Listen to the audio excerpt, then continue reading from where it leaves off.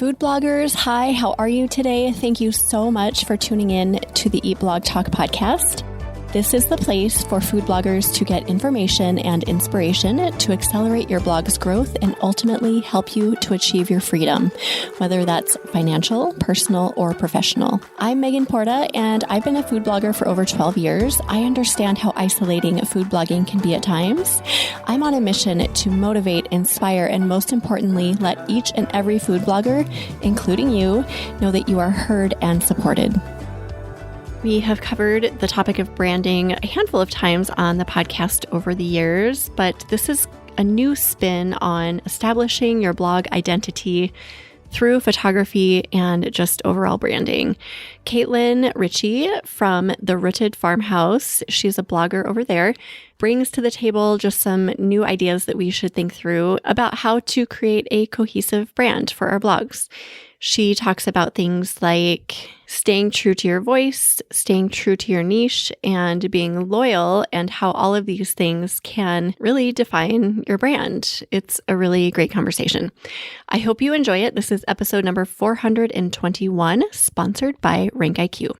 Hey, awesome food bloggers. Before we dig into this episode, I have a really quick favor to ask you. Go to your favorite podcast player, go to Eat Blog Talk, scroll down to the bottom where you see the ratings and review section. Leave Eat Blog Talk a 5-star rating if you love this podcast and leave a great review. This will only benefit this podcast. It adds value, and I so very much appreciate your efforts with this. Thank you so much for doing this. Okay, now on to the episode. Caitlin Ritchie is a brand strategist and professional photographer turned blogger. While continuing to work as a branding and photography consultant, she is growing her blog, The Rooted Farmhouse, a gardening, food, and slow living blog. Hello, Caitlin. Thank you so much for joining us on the podcast today. How are you doing? I'm doing great. Thanks for having me. Yes, I'm excited to chat about blog identity and branding and all of that fun stuff. But before we get into it, do you have a fun fact to share with us? I do have a fun fact. So I am a designer and brand professional, and I actually have zero schooling in that. I actually went to school for veterinary medicine. Oh. And then, And then my husband decided that he wanted to join the Army. And so he asked if I wanted to come with him. So I did. And then there wasn't really much to do where we were posted. So I just kind of worked some odd jobs here and there, and then just decided if I was going to make something of my life, I was going to do it on my own. So I just got down to learning. Google was my best friend. And I just slowly built a career in design and branding off of everything I learned online. Wow, that's so cool. And what different interests too from like Very designing, blogging. Oh my gosh, that's so different. So, okay, that's interesting because it kind of leads into what my first question was going to be. At what point in all of that did your blog start and why? And just talk us through that story. Well, I actually started years ago. I don't even remember the year. It was over 10 years ago, back when Blogger was a thing.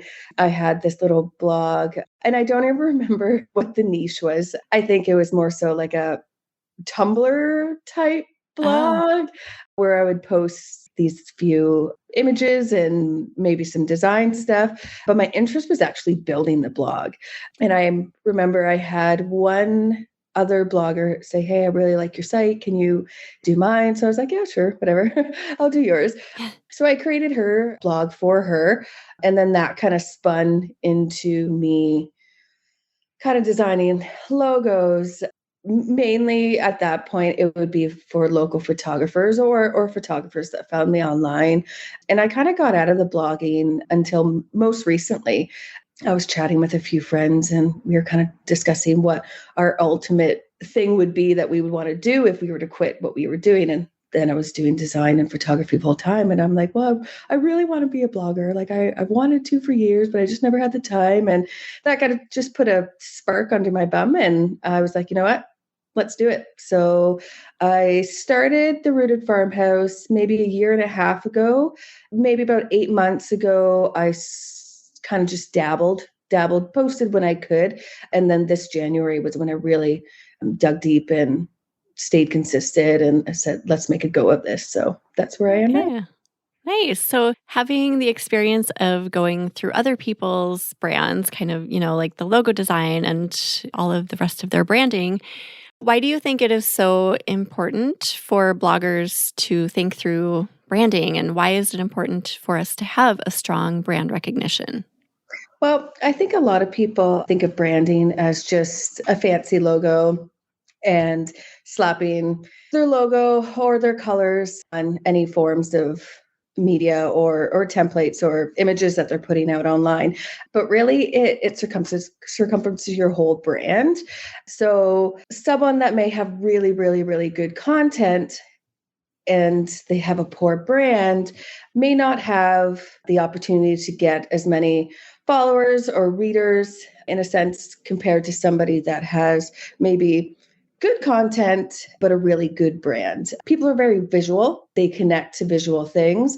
So good imagery, good graphics, a good presentation on all your platforms. So whether that be your blog, your social media, any content that people are going to see, ensuring that it represents your brand cohesively and professionally is really important just for the success and the longevity of your brand. And it doesn't matter if you're a seasoned blogger or a new blogger, a really, really, really strong brand is very important. So good content is not enough typically, especially I think with our space being so saturated, right? Like Exactly. you need something else to make you stand out. Exactly. So you mentioned like cohesiveness. You talked a little bit about just like, I think you mentioned colors, and you early on you talked about logos, like getting that established. What else defines a good brand? It's not all just about like logos and colors. I'd say the most important aspect of a strong brand is the voice, staying true to your niche, and understanding who your readers are. So there's a lot of content out there. So I've even fallen into the trap as well. Seeing what other people are doing and trying to follow trends is really great. But if it doesn't represent your brand as a whole, it could do the opposite. It could get your readers confused. It's just staying true to your branding through visuals, messaging, your voice. All of that is more important than staying following trends. And Yeah. yeah, No, that makes sense. And that's interesting because it's not something we typically think of when we think of branding. We do automatically go to like logos and colors and fonts, and we don't think about the voice, our voice, and the way we come across in our written word and maybe even video and audio. mhm, Staying true to niche, that is really interesting too. Like that is branding, right? Like you know who you're delivering to and what you're delivering. If you stray outside of that, right. you're going outside of your brand, which people definitely notice, Mhm. correct? Right. And the whole beginning of AI is a little bit tricky for some because I've seen a lot of bloggers come and use programs like that, but it's using terminologies or the way you would write certain sentences. It's not true to your voice. So staying true is to how you even write your blog post is part of your brand as well. Yeah. And so this is just proof that you don't have to have $1 million or even like $5,000 to establish branding. You can do it just by showing up and being you. Exactly. Yeah. Exactly. Okay. So how do we keep that cohesive from blog to Instagram and other social media, YouTube, across all the platforms? Is that just a matter of being consistent with our words that we use? And like, yeah, how do you keep that all cohesive? I think it's everything. So the easiest way to deal with the being cohesive with your visuals is obviously using a program like Illustrator for myself or Canva. I find myself leaning more towards Canva, especially with all the tools that they're adding to it. Utilizing their brand kit, throwing in your colors, your fonts, your logos, all of your brand elements within that software, and just save your time. Use some of the pre-made templates, but adjust it to represent your brand. I know it's hard to see some of them looking really nice and pretty, but probably hundreds of thousands of other people are using those exact same templates. So just doing a swap with your fonts or your colors and your own imagery will help you stay a little bit more cohesive with your branding in a visual aspect. But in terms of your voice and your messaging, just take a look at the way you write on your blog, the way you talk in your YouTube videos, and just ensure that it's similar across all platforms. I know if we have an assistant, it can be a little difficult trying to keep the messaging across, but by creating or using a brand guideline, if you have one, which is just a really simple document, it doesn't have to be anything fancy, just create it, outline all of your elements, all how you want your brand to be, any mood boards, fonts, logos, inspiration, anything. Throw that in your document, call it your brand guide, and share it with whoever's on your team or refer back to it when you're unsure.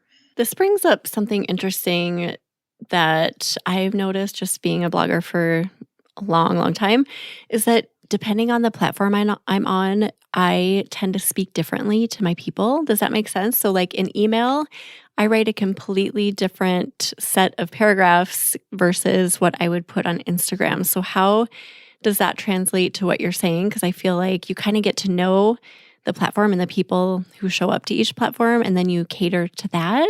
Exactly. Does that make sense? Well, yeah, it does. And I think that's okay because you do have different people that are on Instagram versus in your newsletter, especially people that are reading your blog or on your YouTube channel. So as long as you're being true to those people and your brand, it's okay to speak a little differently or talk about different things. Like, for example, this is more of a demographic aspect. My blog is mainly American citizens, but my Instagram is mostly Canadian citizens. So I do talk to them completely different because obviously if I'm doing any affiliate marketing, a lot of those products are not available in both countries, or they have to purchase them different ways. So I do speak to them differently, but I am still staying true to my brand in my niche, if that makes sense. Yeah, that does.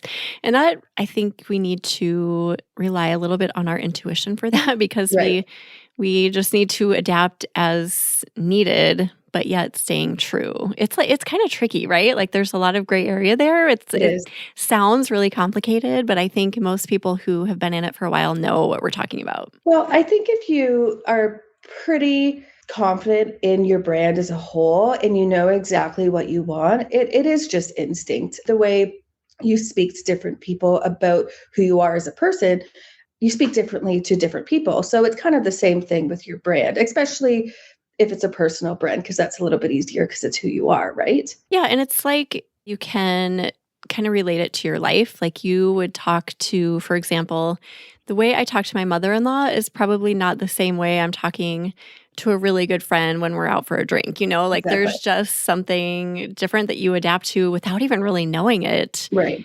Yeah. But you just kind of accommodate who's in front of you. But you're still you. Exactly. Hello, food bloggers. Here we are already into summer of 2023. And I would love to chat really quick about one of my favorite new features inside of my favorite keyword research tool, RankIQ. Once you decide on a keyword and run a report on it, click on SEO report to get a detailed analysis of the keyword. You will see grade and word count recommendations, and directly underneath these, you have the option of watching a very handy tutorial video about how to use this report. The video will educate you about how to identify clusters around subthemes so you know which subtopics to cover within the blog post. You will also learn about the title analysis section of the report, which helps you create a well-optimized title for your blog post. Also in the video, you'll learn how to tag topics to use for your outline so you can quickly organize into one theme that can be used in your post outline. Go to rankiq.com to dig into these helpful video tutorials so you can create well-optimized content. Now back to the episode.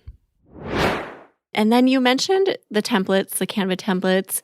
I love that you mentioned that because It is really tempting to go in there and just use the beautiful, like, oh, that one looks great. But then I do this, I get caught up in it too, where I'm like, oh, wait, that didn't align with my brand at all, but it was really pretty. So adjusting it as needed. But I also think that using templates, it's not just good for branding, but it is really good for just being productive and efficient and fast, right? Exactly. Yeah. Yeah. So the way I utilize Canva and what first attracted me to Canva from moving out from my professional Adobe Illustrator software was the fact that I could utilize templates in my workflow. So what I've done and what I encourage others to do is create 4 to 5, maybe 6 different templates specific to whatever platforms you're using them on. So create some Instagram stories, Instagram posts, carousel posts, Facebook posts if you have Facebook, Pinterest, tons of different Pinterest posts, and even web story posts. And when you're writing your post out, when you're finish that, you can just jump into Canva, upload your images, drag and drop them in, change the wording, and you're good to go. You've done that in less than 2 minutes instead of starting from scratch every time you want to make a Pinterest pin. Now, what I do is I still like to play around with them. So when I have time, I'll jump into Canva and play around with different templates or make them from scratch just to see what templates do better. If I find that my previous templates are kind of getting boring or overused, I'll jump in and create a brand new batch, test those out on some new posts, past posts, and just kind of play around with them. But I ensure that they represent my brand, whether that be through colors or fonts or imagery. Yeah. Yeah. And then do you often change fonts around, or do you kind of keep with the same fonts across the board? I dabble in changing fonts, but I keep to the same typeface. So my personal branding, I like to use a lot of serif fonts. So I'll play around with different types as long as they are quite similar. I'll even throw in a few script fonts if I want to add a little bit of elegance to it. But I'll be careful which script font I use. I make sure that it complements the rest of my branding. But majority of the time on my website or in my web stories as well, I'll stay true to my font and type hierarchy. Okay. Okay. Let's see. We haven't talked about photography at all because that is branding as well, correct? So talk about that. So I'm a photographer as well. So I kind of have the best of both worlds. And I've kind of realized that photography is just as important visual branding for a strong brand.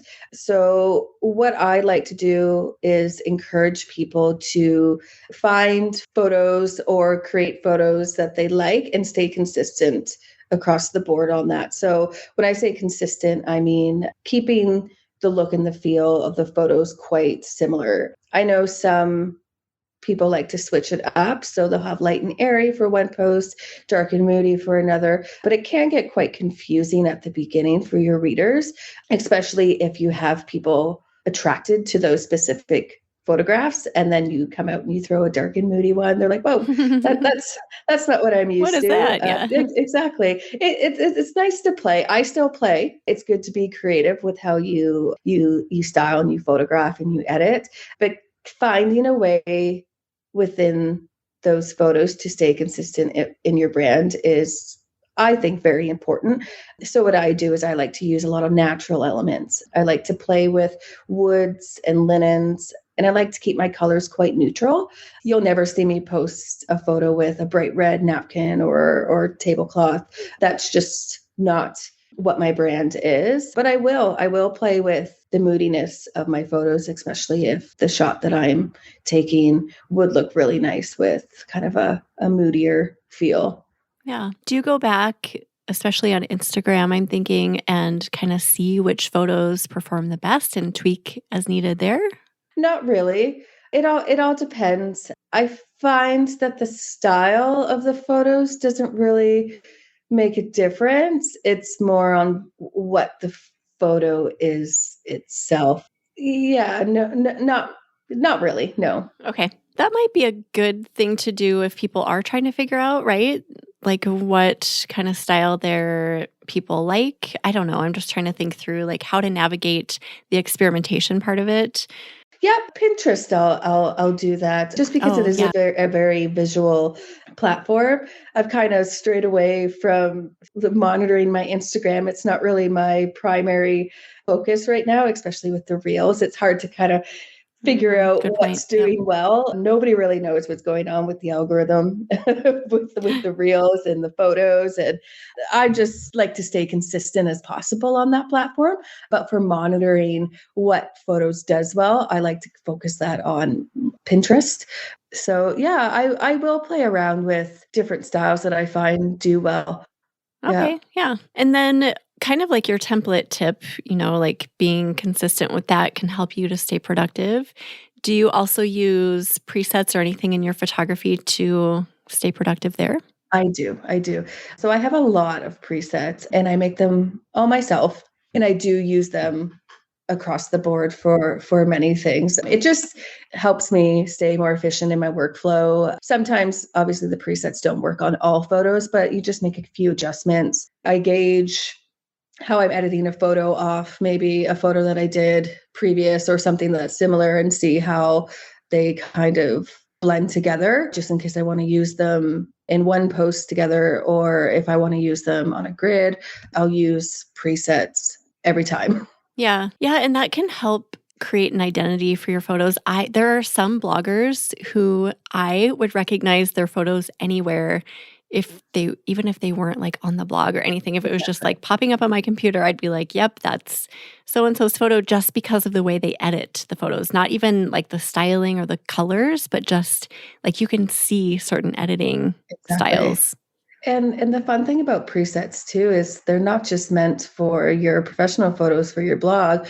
You can move them over to your Lightroom app on your phone and use them with your iPhone shots. And they take sometimes a little bit more adjusting to get them cohesive, but it's still quicker than starting from scratch on your phones. And then sometimes you can't even tell the difference between, because technology is so good now, you can't even tell the difference between an iPhone shot and like a Nikon or a Canon shot. Yeah.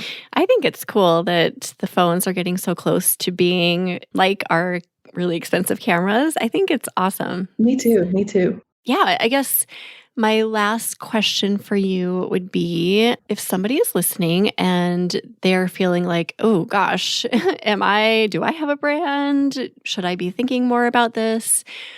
What would you recommend for them? Just like kind of going through all of their platforms and seeing if everything's cohesive. Where would they start? I would do an overall audit. So I actually do offer a free download for bloggers for their branding audit. And that goes over everything from your logos to your voice to your photography, all of your platforms. Each point has little questions that to ask yourself. And I would just go through that checklist, write everything down, see where you're at, see what you want to fix, see what you're doing well, and just go from there. I do offer a course. It hasn't launched yet. We plan on launching that in the fall this year. But between my checklist and the course, we are offering audits as well to kind of help you figure out how your brand is doing and what you can work on and what you're doing really well on already. And when that's launched, where can people find that? On my website. So I have a spot on my navigation where it says blogging, and you just click that, you sign up, you get your free newsletter or your free checklist, and then just stay tuned for any openings I have for audits and any upcoming courses. So they would go to the rootedfarmhouse.com and it would be on your nav bar there? Exactly. Yeah. Okay, perfect. Awesome. Well, this was so fun. It just helped me to think through some things with my own platforms that I maybe need to tweak or at least keep in mind as we think about branding and being more cohesive and all of that. So thank you for all of this, Caitlin. This was amazing. Thank you so much for having me. Yeah. To end, do you have either a favorite quote or words of inspiration to leave us with? I do. So it's success is the sum of small efforts repeated day in and day out. Oh, that's one of my favorite themes in all of life. Yeah. Love it. Something small every day. Yes, what it it adds is. up, Yeah, right? To big exactly. things. Exactly. Oh, amazing. Yeah. We'll put together show notes for you, Caitlin. So if anyone wants to go look at those, you can go to eatblogtalk.com/The Rooted Farmhouse. Tell everyone again, just to end on a good note, where they can find you. You can find me at therootedfarmhouse.com for my blog, or on Instagram, The Rooted Farmhouse as well. Everyone go check Caitlin out. Thank you again so much for being here. And thank you for listening today, food bloggers. I will see you in the next episode. Thank you so much for listening to this episode of Eat Blog Talk. If you enjoyed this episode, I'd be so grateful if you posted it to your social media feed and stories. I will see you next time.